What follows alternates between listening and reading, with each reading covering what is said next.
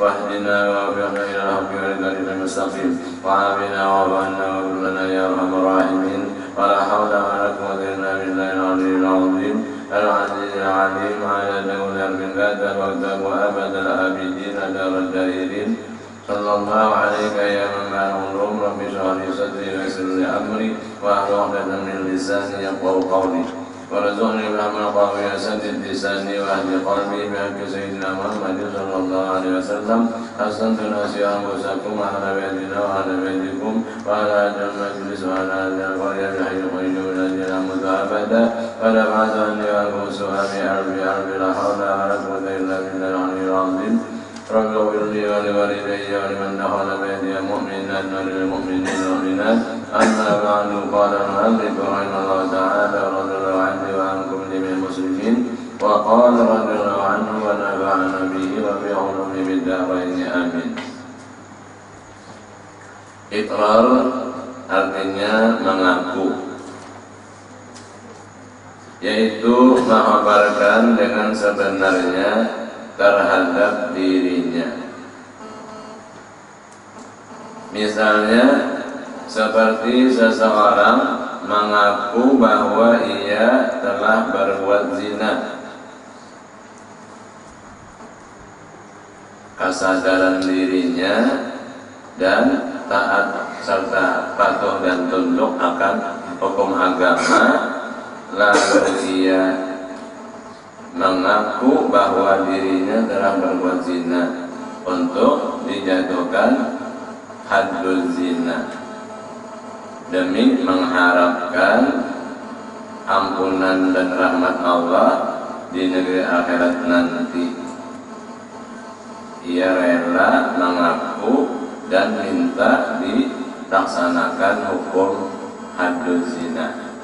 Bila bujang dipukul 100 kali, bila balu dirajam sampai mati. Itu contoh pengakuannya. Atau membunuh orang,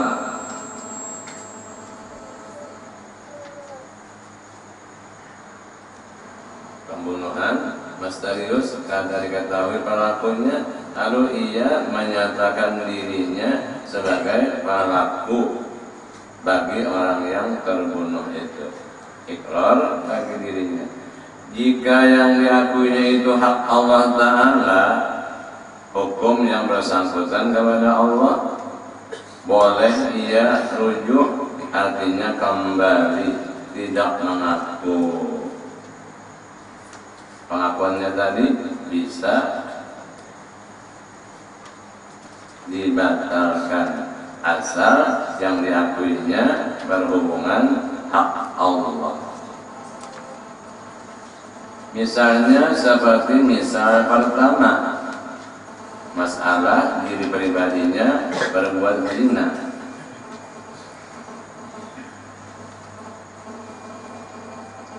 Makanya ada seseorang datang menghadap kepada Nabi SAW mengakui dirinya berbuat zina, minta didirikan haddul zina.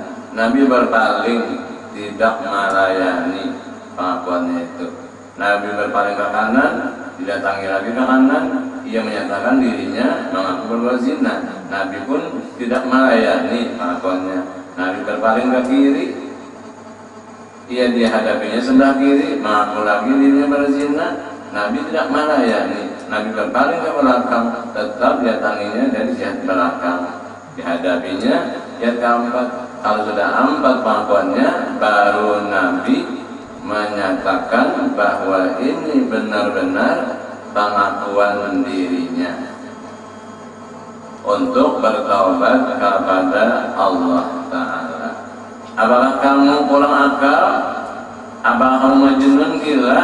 Katanya, ulun sadar ya Rasulullah. Tanpa dipaksa, tanpa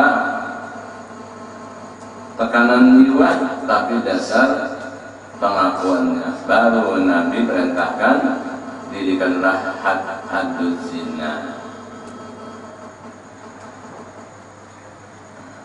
Orang ngambalu maka dirajam sampai mati.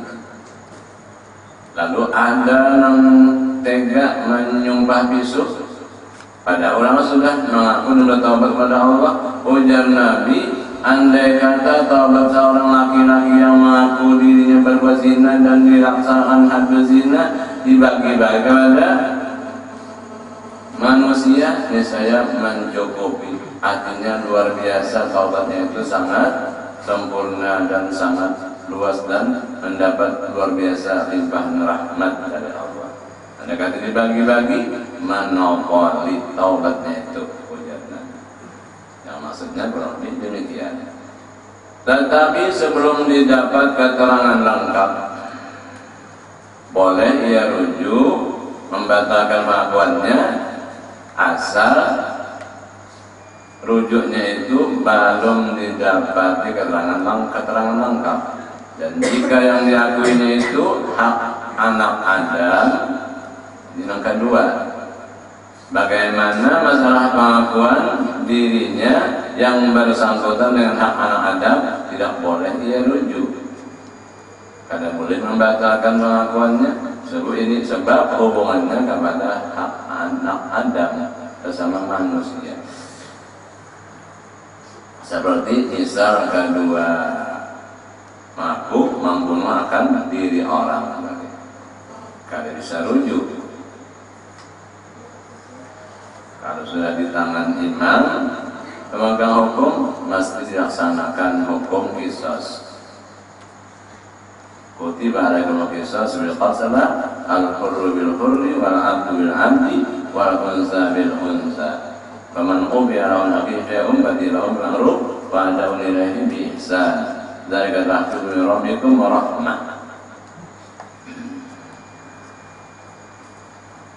Cuma ada hukum maaf dan dituntut diyat, yaitu 1 jiwa orang Islam dengan nilai 100 ekor onta. Sekiranya ahli waris yang korban itu insaf dan sadar dan meyakini tentang qadar, itu sudah qadar yang tertentu dari dirinya itu, lalu ia memberikan maaf, lalu disebut masalah dia. Kalau sudah bayar dia, tidak lagi dituntut jiwanya untuk qisas pembalasan dibunuh. Dia itu maksudnya dibagi berapa kepada ahli waris, melunasi diatnya berjumlah 100 ekor onta. Rukunnya itu 4 perkara. Rukun ikrar, mengaku. Pertama, yang mengaku pribadi orangnya. Kedua, yang punya hak. Ketiga, yang diakui.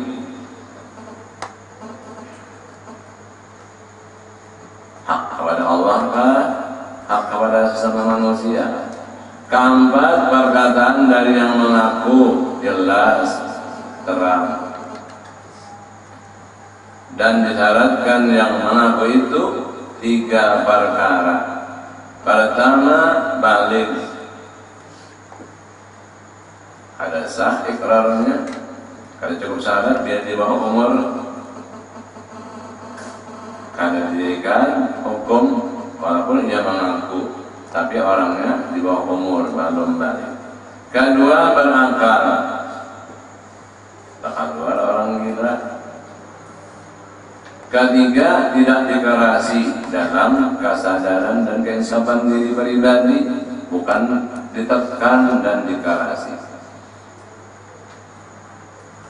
Mempunyai syarat lengkap dan rukun sempurna, baru Islam menuntut dan melaksanakan hukum. Dan jika mengenai kehartaan, ikrar tentang pengakuan dirinya ada hubungan hutang piutang, disyaratkan lagi yang mengaku itu boleh bertasarruf. Orang sudah ahli tasarruf, bukan anak kecil, bukan orang bodoh, bukan orang gila, dan bukan orang muflis. Soalnya orang ikhlas, bangkrut, tertumpuk hutang, kada diperbolehkan memperlakukan harta benda dagangan itu di stop, di bawah diamannya, dikunci tokonya, kada boleh diperlakukan. Hukum ikrar itu tidak dibedakan antara dalam sehat dan sakit, baik dalam keadaan sehat maupun dalam suasana sakit. Tetap itu diterima ikrar, asal cukup syarat dan rukun. Ariyah artinya pinjam. Ada lagi peraturan hukum Islam, ariyah pinjam meminjam.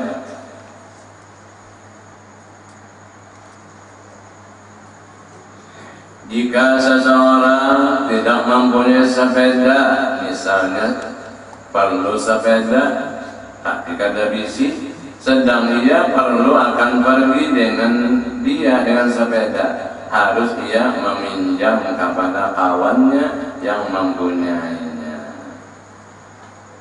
Jadi kawannya itu terus ikhlas meminjami kawan yang perlu pergi dengan naik sepeda, dan yang meminjam sepeda ini pun orangnya jujur,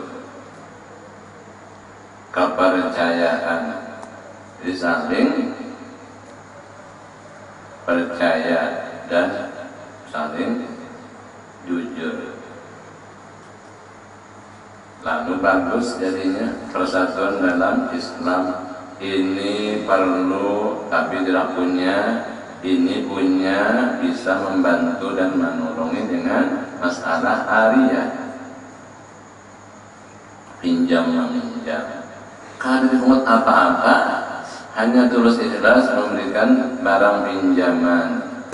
Habis keperluan kembali dengan utuh sesuai lawan keperluan.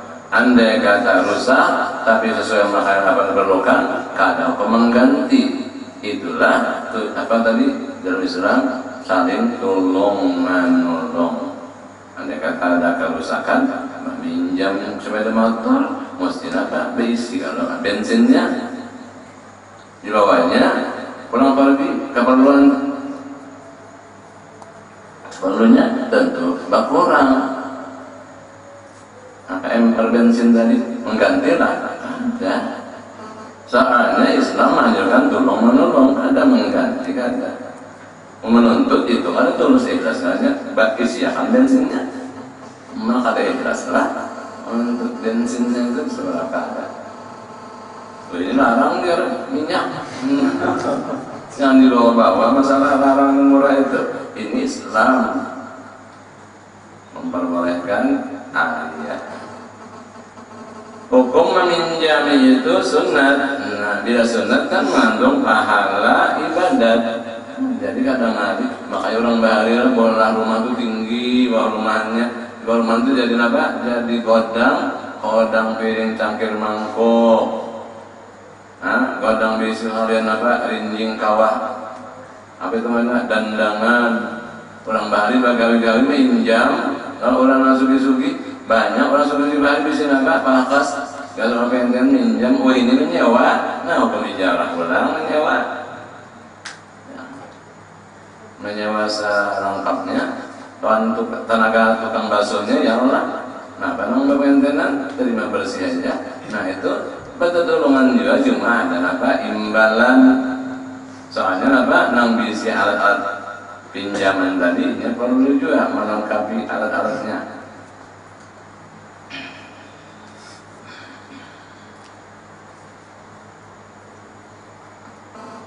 Hukum meminjam itu sunnah. Firman Allah, wa ta'awanu 'alal birri wat taqwa, artinya tolonganlah kamu atas berbuat kebaikan dan takwa. Al-birru kebaikan, wat taqwa takwa. Apa aja? Al-birru huwa imtisalu awamirillah.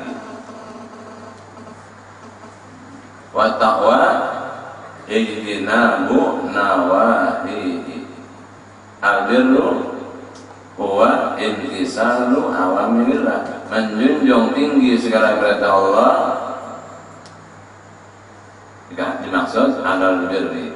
Wa taqwa, at-taqwa huwa ijtinabu nawahihi. zahiran wa batinan, zahir batin ma'astis'ari ta'zimi lillah, serta penuh ta'zim kepada Allah. Jadi mengerjakan perintah Allah penuh ta'zim hatinya, membesarkan Allah dan membesarkan perintah Allah, dan takwa menjauhi larangan Allah serta ta'zim hatinya kepada Allah.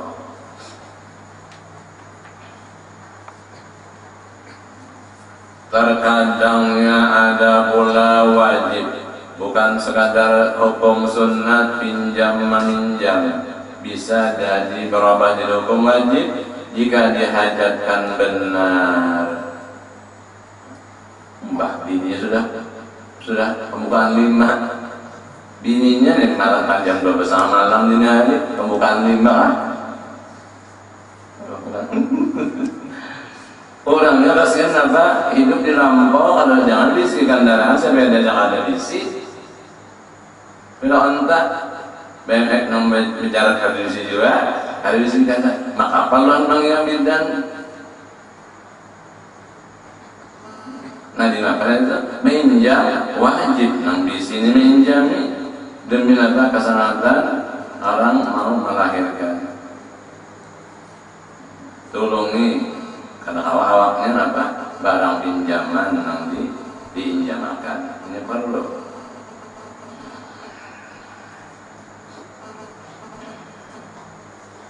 Pun pelajar bang, mulai kompleks sana ke Darussalam tinggi Batang Banyu, mun berjalan jauh lumayan berapa kilo lah. Kalau ada kawan enam kendaraan, nah bawa banjingan, batu dolongan aja. Jangan apa nafsi jangan bawa kawan apa kendaraan. Ada jarum ini kan bawaan anu rajia ketat,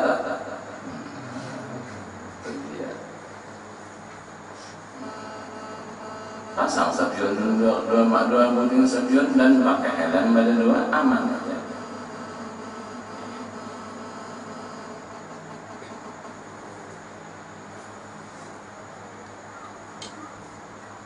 Ada semalam pelajar kan anak Darussalam bilang ajaran kan dia oleh polisi tertahan oleh sekolah.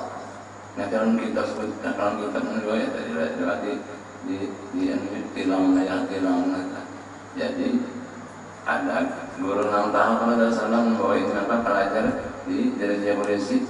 Jadi menelpon matnar masjid atau masjid anak aturan polisi atasannya itu. Polisi kepalanya di perteleponnya, polisi atasannya, kawan anak buahnya tadi, anak ini bebasakan ini orang anak pondok bebas ya. Banyak orang bilangnya karena dia telepon matnar kaum masih terus masih orang matnar namanya kan anak atasannya anak lolos. Cuma jika anak hati-hati juga, jangan teman-teman matnar mau nolongin.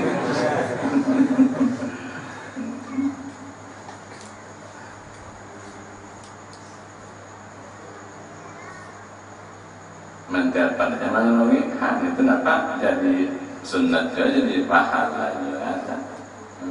Orang anak mengaji maka orang sekolah menjurus apa tadi dirajia. Cuma para pelajarnya harus mematuhi aturan lalu lintas, jangan mentang-mentang dirusakan atau selatan, jangan diaturilah ikutilah aturan lalu lintas dengan taat dan patuh akan peraturan keamanan lalu lintas.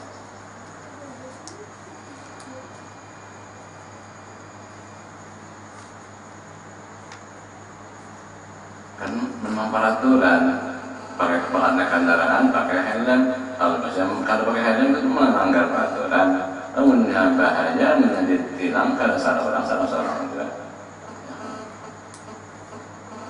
Namun dosa kita apa sampai bagian apa ada dosa kita. Ada maslahat itu nah. Ada kaitannya dengan aturan negara tentang keamanan dalam naik kendaraan, naik mobil. Apa lompat naik mobil apa? Ini apa ini? Sabuk. Oh, sabuk pengamanan masyarakat. Makanya dari jauh lah punya supir yang ada pakai sabuk pengamannya itu, polisi yang melihat DH-nya itu, walau apa kita begitu ada melihat sana razia, kita pasang berhenti, masih jangan juga. Kenapa Bapak baru memasang sabuk pengaman? Kita menyanyi berpapan, semerenda, Bapak itu tetap penjagaan sabuk pengaman itu. Mereka ada razia sana berapa jaraknya, berapa meter, kitanya masih jauh dituntutnya. Nanti masih siap pasang sabuk pengaman bagi pengemudi mobil.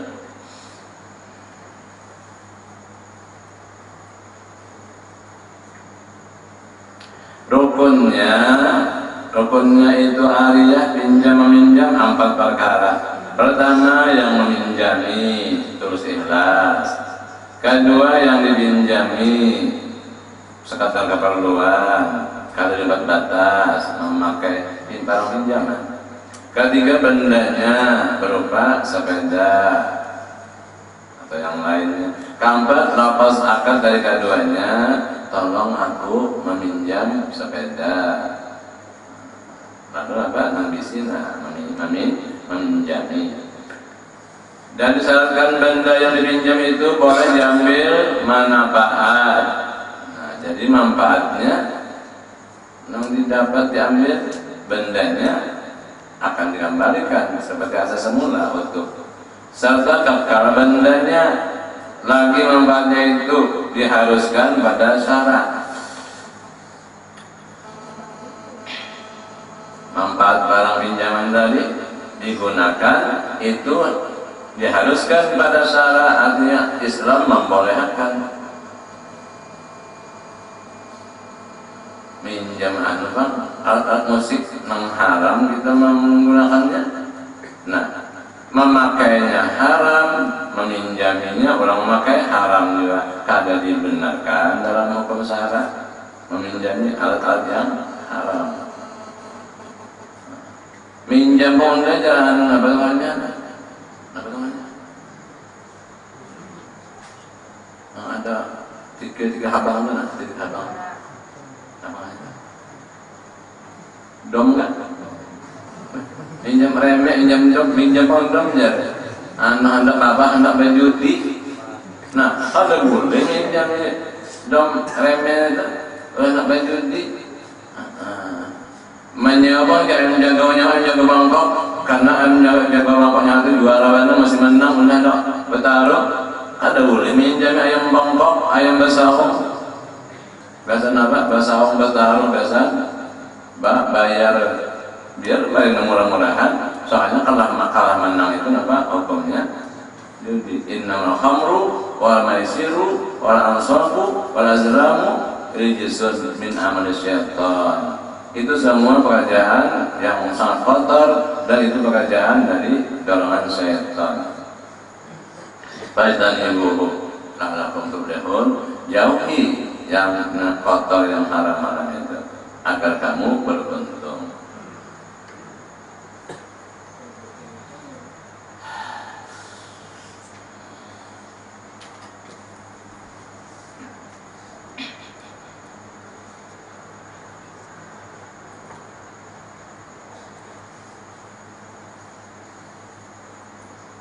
Minjam aja ayam jago bersaung, yang udah menang bagi dua kita hasilnya. Maulah itu dapat pahala sama dosanya karena haram hukum bataruh kalah menang judi. Dan harus meminjam itu dengan bertemu, langsung datang kita menghadap atau tiada. Nah, ada di sana bertemu boleh aja melihat handphone aja dikiriminya, dianjurnya orangnya di mana di luar tempat ya kita datang mengambil, maka ada pertemuan boleh aja. Dan boleh bagi keduanya itu membasah akadnya. Oh, kata jadi apa yang menjamin? Soalnya apa ada keperluan lebih perlu diberikan. Nah, sebuahnya pada jadi. Cuma tadi dasarnya jujur, amanah, kepercayaan.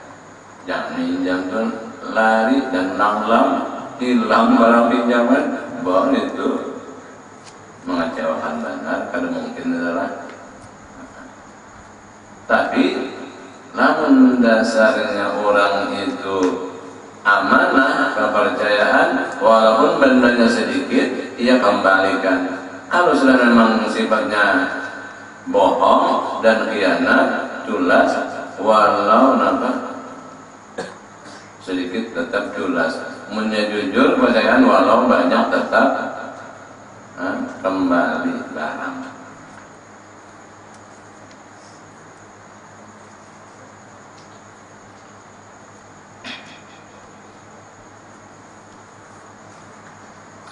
Jika mereka menghendaki, boleh membasah antara kedua belah pihak.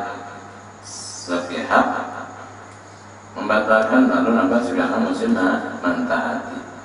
Dan benda pinjaman itu atas kepercayaan, tidak mengganti yang meminjam itu. Karena secara wajar aja menggunakan barang pinjaman sesuai dengan keperluan, yang bisa menjadi dari hukum wajib meminjami. Nah, itu atas kepercayaan. Andai kata ada kerusakan, tidak mengganti yang meminjam itu jika ia binasa, melainkan dengan disengajanya, seperti memakainya itu melebihi dari yang diizinkan.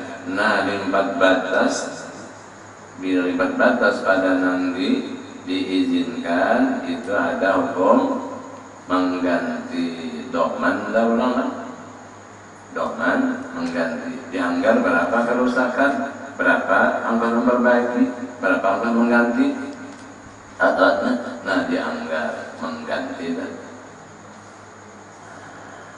Gosok, merampas, yaitu mengambil harta orang lain terang-terangan dengan tidak mendapat izin dari yang punya, sekalipun ia berniat akan mengembalikannya kepadanya. Ngaranna pinjam kekerasan. Jadi mesti dalam keadaan tulus ikhlas. Kalau secara paksa pinjam meminjam, bila secara paksa maka ampun barang kan terpaksa. Lalu hukumnya kada jadi hukum sunat mendapat pahala. Hukumnya itu haram. Pinjam kekerasan masuk dalam bagian gosok, walaupun niatnya akan mengembalikan, cuma dengan paksa, itu hukumnya sudah haram dahulu. Kada mengandung pahala sunat, malah jadi dosa. Siapa melakukan yang demikian, wajib ia mengembalikannya kepada yang punya. Dan jika binasa bendanya, wajib menggantinya dengan seumpamanya atau harganya. Jika tidak didapat seumpamanya. Dan jika ia merampas baju, maka dipakainya, wajib ia mengembalikannya dan membayar apa itu? Sewanya. Karena hukum sewa. Baju orang dirampas, dipakai tanpa seizin yang punya, dan yang punya baju tidak rela, tidak bersedia untuk meminjamkannya, maka baju itu wajib dikembalikannya, dan karena pembayaran sewanya. Sementara secara paksa memakai baju orang tanpa izin, tanpa kesediaan yang punya baju, dibawanya dipakai sembahyang, nah hukum sembahyang sah, tapi haram memakai benda rampasan. Misalnya kita naik ke lampau orang, sembahyangnya zuhur di lampau, ampun lampau, kada senang kita menempati lampaunya. sembahyang kita dilampaui itu sah dan hukumnya haram. Atau di tempat lokasi tanah milik orang, ampunnya kada rela, kada bersedia kita maka itu hukum merampas, haram hukumnya. Dibawa pakai beribadat, sah ibadatnya, tapi karena hukum haram rintangan gosok merampas. Dan membayar kekurangan harganya sebab dipakainya. Ampunnya kada rela, jadi karena hukum bayar sewa dan ada kekurangan dipakai tadi, maka dinilai ada kekurangannya. Misalnya gosokannya apa? Patah, ulang menggosok. Ada apa? Yang membayar gosokan berapa tuh? Berapa ini menggosok? 2.500 misalnya. Nah, apa? Kita kembalikan anggaran upah menggosok 2.500. Tak, orang bedang samakan lah. Bergantinya pakai tali baju, namun dia senang sama senang, ada masalah. Atau kawan dia asrama Pak, bisa bergantian? Tidak bisa. Bisa gantian? Kalau dia asrama, bisa lah. Makanya saja kawan nampar ke sembahyang, kawannya ada. Punya kawan itu senang aja, nah ada apa? Punya kada senang hukum gosok merampas. Dipakai ibadat sah ibadatnya, tapi kan hukum haram merampas. Tetapi jika ia mengambil benda kepunyaan kawanan, ya kawanan dengan tidak izinnya, jika diketahuinya ia demikian itu akan ridhonya, tidaklah haram. Jadi melihat situasi kondisi.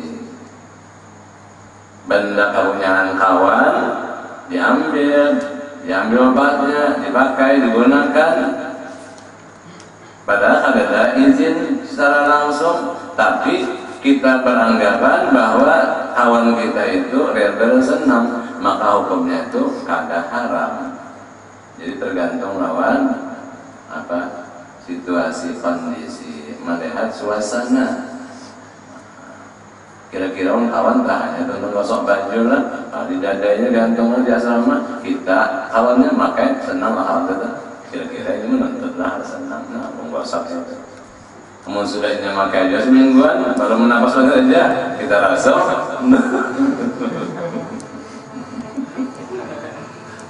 Itu orang minyak wangi aja gitu. Kita pasti ada. Kemudian masalah ijarah, nah hukum sewa basewa. Wallahu subhanahu wa ta'ala.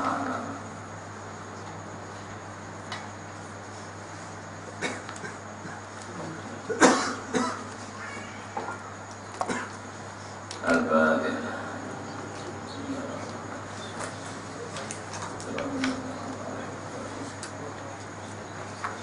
Bismillahirrahmanirrahim. اللهم اهدنا اللهم صل وسلم على